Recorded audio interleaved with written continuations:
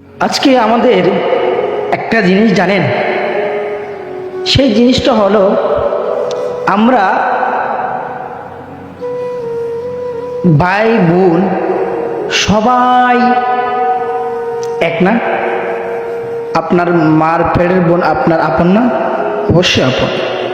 কিন্তু দেখেন, আপনি যখন বড় হন তখন বড় হওয়ার পিছনে শুধু আপনার মার হাত থাকে না, একটা বোনেরও হাত থাকে। আপনার মা আপনার জন্য যতটুকু কষ্ট করে, সেম ভাবে আপনার বোনও আপনাকে সেম কষ্ট করে। কিন্তু দেখেন ভাগ্যিস আজকে আমাদের বোনদেরকে যদি আমরা বিবাহ দিয়ে ফেলি, তখন মনে হয় যে এই বোনটা আমার না, এই বোন আমার না। তখন আমরা বোনকে কোনো একেবারে নিজের আপন মানুষ বলে একবার তুলনাই করি না। সিম্পল উদাহরণ দেখেন, বোন যখন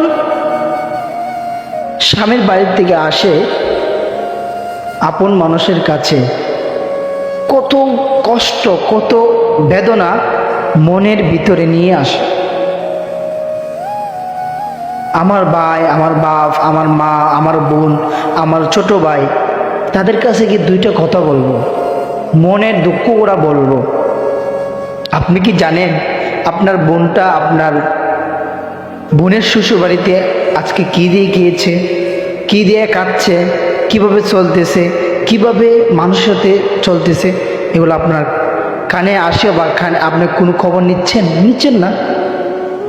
তো আপনার বাড়িতে যখন আপনার বোনটা আসে, তখন আমরা ওই বোনটাকে একদিন, 2 দিন, 3 দিনের পর আমরা নিজেও বোনটাকে দেখতে পারি না। দূর দূর করে তাড়িয়ে দিই। একটা জিনিস নিয়ে আপনার বউ, আপনার ওয়াইফ, আপনার ছেলে মেয়ে একটা না একটা দিয়ে কোষা মানে কোটা দেয়। তো বোনদের মনে এত কষ্ট যায়, যার কারণে আমার আল্লাহ তাআলা আপনার প্রতি নাজার হন। আমার আল্লাহ তাআলা বলেন, ভাই বোন যখন কথা বলে, তখন আল্লাহ তাআলা ওই ভাই বোনের কথা বলার সময় ওই সময়টুকুকে একেবারে আঁকড়িয়ে ধরে রাখে। কথা বলার সময় ওই সময়টাকে স্টপ করে দেয়। যখন কথা বলা শেষ, তখন আবার ওই সময়টাকে চালু করে দেয়। আল্লাহু আকবার।